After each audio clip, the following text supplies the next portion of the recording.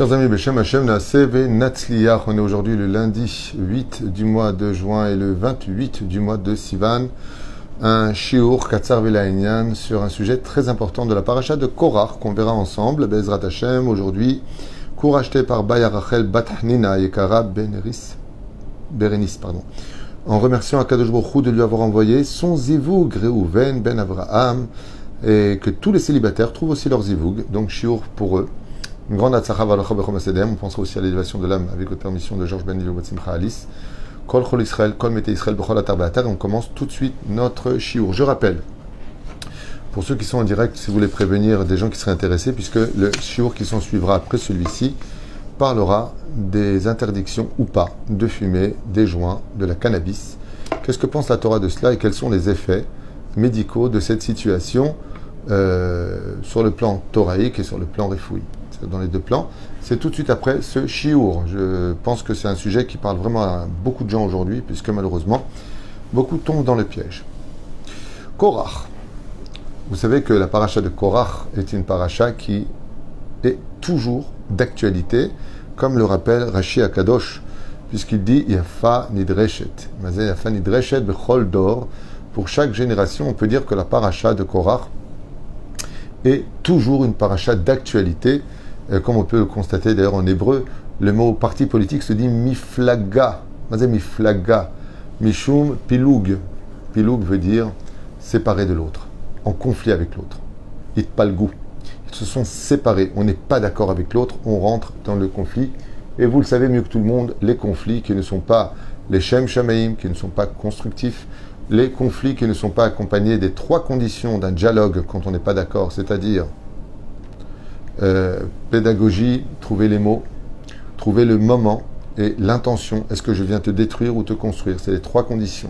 Savoir trouver le bon moment pour parler, savoir trouver les mots avant de les sortir pour ne pas blesser, pour construire, pour montrer un langage simple et en même temps efficace qui va directement faire comprendre à l'autre l'intention et surtout que l'intention, elle aussi, soit on ne peut plus constructif et non pas destructif avec de toute façon toi tu es comme ça et toi tu es comme ça et toi tu es comme ça et de toute façon tu n'as jamais fait ça. Tout ce genre de langage qui mène des amalgames sur le passé ou sur des éventuelles présomptions de l'avenir ne construisent rien pour la discussion du moment. Quand on vient pour parler avec quelqu'un, si c'est un conflit qui est les Shem Shamaim, c'est pour se faire sortir le Hémet avec bien entendu tout le respect dû à la personne qui est en face de nous. Ça, c'est les trois conditions, sur le domaine en tout cas de la Torah et de la psychologie, que chacun de nous, avant de venir nous exprimer, devons absolument voir en introspection. Est-ce que je vais trouver les mots? Est-ce que si je lui dis ça? Non, il ne faut pas lui dire ça parce que c'est un sujet sensible chez lui. Donc, trouver, si je ne peux pas rentrer par la porte, je rentre par la fenêtre. En d'autres termes, trouver les mots. Peut-être que ce n'est pas le bon moment. Peut-être qu'il faut attendre que c'est peut-être un moment contre son argent, ou il est en colère, ou alors qu'il a bu. Il y a plusieurs... comme ça nous dit la Gemara, l'obishat kaaso koso ve kiso. Donc voilà, faire attention à ces moments, trouver vraiment le bon moment, pas y rentre dès qu'il arrive dans la maison, tu lui sautes dessus. Non, trouver le moment opportun pour la discussion. Des fois même le lieu est important pour une discussion, pour éviter un conflit. En tout cas, Korach, lui, n'en a pas du tout tenu compte. Ses intentions étaient mauvaises, son dialogue était touchant, vexant et humiliant, et pire que tout, le lieu n'était pas du tout adéquat par rapport à la situation, surtout que Myriam venait d'être punie juste avant, les miraglim, c'était pas du tout d'actualité, ni le moment d'agir en conséquence. Korach est le symbole de la mahlouket. Korach est le symbole. Quand on voit des gens qui se comportent très très mal dans la vie et qui sont toujours à la recherche de problèmes, on dit celui-là c'est un vrai Korach. Ça veut dire que Korach est devenu le symbole de la dispute dans le judaïsme. La Mishnah nous dit Ezoï machloket chez les Shem Shamaim. Quelle est la machloket? Le conflit qu'on peut trouver qui a été fait en l'honneur de la construction, qui est en l'honneur de Dieu, à la recherche du vrai Hémet, c'est les Shamaï qui n'ont jamais pratiquement été d'accord.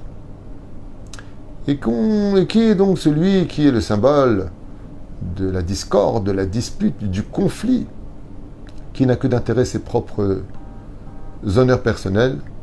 Chazal nous disent Korach vechol adato. C'est Korach et toute son assemblée. Car à la base, ils étaient une seule plouga, un seul parti, et à l'intérieur même de leur parti, ils ne se sont pas entendus les uns avec les autres.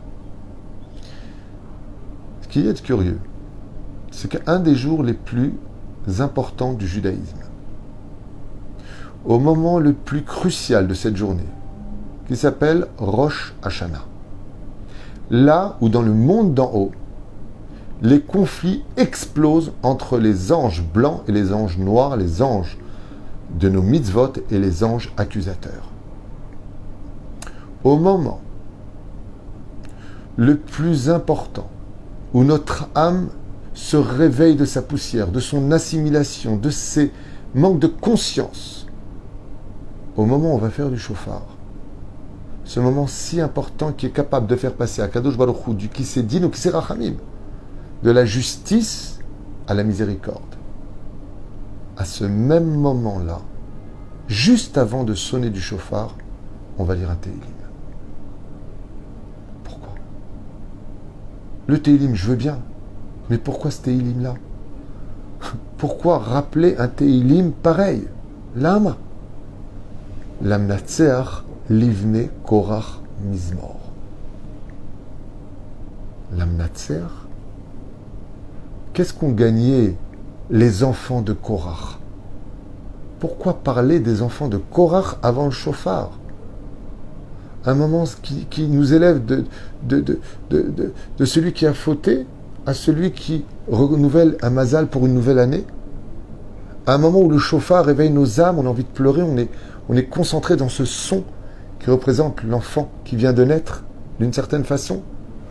Les larmes de Yaël, tout ce que tu veux, tous les midrashim, tout ce que tu veux. Mais juste à ce moment-là, tu me parles des enfants de Korach? Si un jour dans l'année au monde, on ne doit rappeler aucune faute, ne rappeler chasvé shalom, aucune dispute, fais attention qu'il y a de l'influence pour toute l'année, c'est Rosh Hashanah. Et le seul Tehillim, alors que le roi David a écrit d'autres Tehillim qui parlent du shofar. Parce que c'est vrai qu'il y a dans les Tehillim, il y a marqué Allah Elohim bitroa, Hashem bekol shofar. Oui, c'est marqué. Allah Elohim bitroa, on parle du shofar. Hashem bekol shofar. D'accord, mais il y en a d'autres des Tehillim qui parlent du shofar. Pourquoi Dafka celui-là? Le Rav Yana Metzger relève ici un point extraordinaire. Et il dit comme ça. Ma'inyanazé de rappeler Dafka les enfants de Korach juste avant le shofar. Je rajouterai déjà un point qui n'est pas dit. C'est que le shofar vient tous nous réunir dans un même et unique couloir. Le shofar a une entrée petite ici et elle s'élargit en haut. Quand on se présente et qu'on veut être pardonné dans le monde d'en haut, il faut absolument qu'on réalise au moment du shofar qu'on va tout faire pour tendre la main à toutes les personnes avec qui le shalom est possible. D'où le Tehillim qui parle des enfants de Korach, où le nom de Korach est cité avant le shofar. Parce que Korach a commis l'erreur de scinder dans son propre parti tout le monde, de scinder le peuple d'Israël dans ses idéologies thoraïques, d'avoir été face à Moshe Rabbeinu et de créer la mahloket dans toutes les maisons d'Israël. Korach a fait un carnage. Alors on vient nous dire, hey, fais très attention à Rosh Hashanah. Rappelle-toi de ce qui s'est passé pour Korach. Arrête d'être un homme à dispute, un homme à problème, un homme à discorde. Donc on comprend pourquoi le shofar au niveau du pshat. Prends exemple sur Korach. Prends exemple de ce qui s'est passé. Rappelle-toi qu'il a été avalé et brûlé. Rappelle-toi que jusqu'à aujourd'hui, il est au Gehinam. Donc à Rosh Hashanah, on comprend que le son du shofar vient nous réunir. Et on nous rappelle le nom de Korach avant de parler du shofar pour te dire que l'opposé du shofar, c'est Korach. Ok.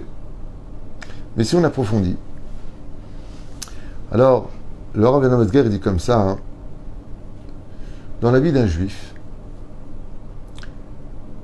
pour comprendre pourquoi on rappelle Dafka les enfants de Korach, l'Amlatsear, l'Ibne Korach, les Béné Korach, les enfants de Korach. Il dit, quand on arrive à Rosh Hashanah, vous savez qu'on ne fait pas les Tahanounim. Et pendant qu'on entend le shofar, le Harizal, il nous demande non pas avec la parole, mais à l'intérieur de notre cœur de faire teshuva. Vous vous rappelez? Dans tous les sidurim, c'est marqué entre tashrat, tarat, tachat, tout ce qu'on a là-bas, les sons, on s'arrête et on est me'ar-er. On ne parle pas, parce qu'on a fait la bracha, on n'a pas le droit de s'interrompre.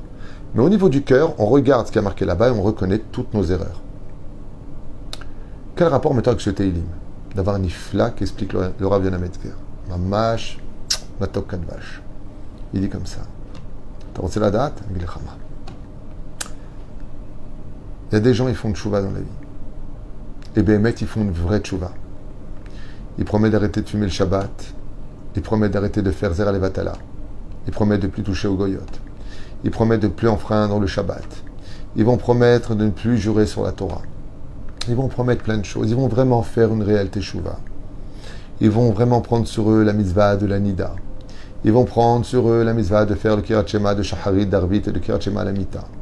Ils vont prendre sur eux d'être minutieux maintenant de manger rien que Chalak Bet Yosef. Ils vont prendre sur eux de faire la Aliyah en Eretz Israël et de ne pas se plaindre et de conquérir ce pays avec humilité, amour et humour. Parce qu'il en faut de l'humour pour vivre ici. Baruch Hashem. Et puis voilà qu'au bout d'un certain temps, on tombe. On tombe. Alors on se relève. Comme dit Rabbi Nachman, le plus grave quand on tombe, c'est pas d'être tombé. Le plus grave, c'est de ne pas se relever. Mais il y a un moment, on va dire, combien je vais me relever? Le Yetzer Hara, lui, il n'arrête pas d'essayer de faire tomber. Alors ce qu'on espère au moins du juif, c'est que lui, il n'arrête pas de se relever. Tu vois une mouche, elle est comparée au Yetzer Hara. Tu as remarqué que quand elle veut quelque chose que tu as, tu as beau la chasser, elle reviendra toujours. Le Nushmat, Chana Bat Aziza, Ruh Hashem Tanahana Began Hayden Elyon. Belachen, on a peur que cette personne se décourage. Ainsi quand vient le son du chauffard. Le son du chauffard vient réveiller toutes ces teshuvotes qu'on n'a pas réussi à faire. Et quel rapport avec les enfants de Korach maintenant? Chazal nous dit la chose suivante. Sachez que Korach, alav shalom, lui était une personne âgée. Il était de l'époque déjà de la sortie d'Égypte. C'est un cousin de Aaron, de Moshe, il a plus ou moins leur âge. Mais les enfants de Korach, eux, par contre, ils étaient jeunes. Donc leur mérite, le mérite de faire teshuva quand on est jeune, vous savez qu'il est beaucoup plus grand que le mérite d'une personne qui fait teshuva quand il est vieux. Les Vnei Korach, ils étaient à l'âge de la vigueur. Il dit Pashut Meod. Il faut savoir que les enfants de Korach étaient aussi Rechaim que leur père. Ils accompagnaient leur père, l'idéologie de leur père, et ils criaient contre Moshe Rabbeinu et la Torah de Moshe. Et pourtant, eux, selon certains commentateurs, ont été sauvés. Comme c'est marqué plus loin, et les enfants de Korach ont été sauvés. Alors qu'est-ce qui s'est passé? Quand ils ont vu que la terre s'était ouverte pour les punir, Miyad Hazru Bitshuva. On n'a pas le temps de faire teshuva, c'est ça sous tes pieds. Comment se fait-il que la terre les a renvoyés sur le sol ferme? Ils ont fait teshuva be'ir uralev. Ils ont fait teshuva dans leur cœur. Ils n'ont pas eu le temps de faire le vidouille. Moshe, pardon. Sur place, les enfants de Korach ont fait teshuva au niveau du cœur. Et quand ils ont fait teshuva au niveau du cœur, on voit que Dieu les a pas punis.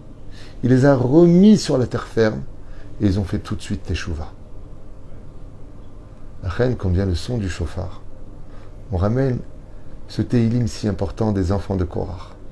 Et on dit à la personne qui a passé une année avec des montées, des descentes dans sa vie, Lamnatzah, Livne Korach, qu'est-ce qu'on gagnait dans ce Menatseach, dans ce combat des enfants de Korach? C'est que quand même ils n'avaient plus la force de faire teshuva par l'action, ils avaient encore la force de faire teshuva dans leur cœur. On a vu ici de ce Teilim que les enfants de Korach ont été sauvés parce qu'ils ont fait teshuva au niveau du cœur. C'est pour ça que le shofar représente la moitié d'un cœur. Juste la moitié d'un cœur. Parce que Dieu te dit, tu peux compléter l'autre moitié du cœur avec ton cœur. Et pourquoi qu'une moitié? Parce que quand on pense à faire teshuva, on a réussi la moitié d'un cœur. Il n'y a pas encore l'action qui s'associe à ce cœur.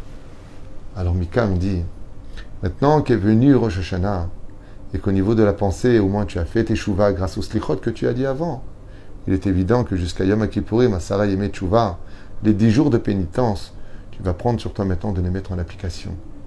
Et alors, il dit alors si les enfants de Korach, ils ont réussi à racheter toute leur avérote parce qu'ils ont fait Teshuvah uniquement avec la pensée du cœur, combien de salaire Akadosh Baruch Hu va te donner à toi, chaque juif, à chaque génération, grâce au son du shofar et au Teilim, qui a été choisi pour nous. On rappelle le mérite des enfants de Korach, Korach pour rappeler, fais attention, regarde la marloquette, ce qu'elle a engendré. Et d'autre côté, rappelle-toi des enfants de Korach, eux, comment ils ont sauvé leur vie du din d'en haut.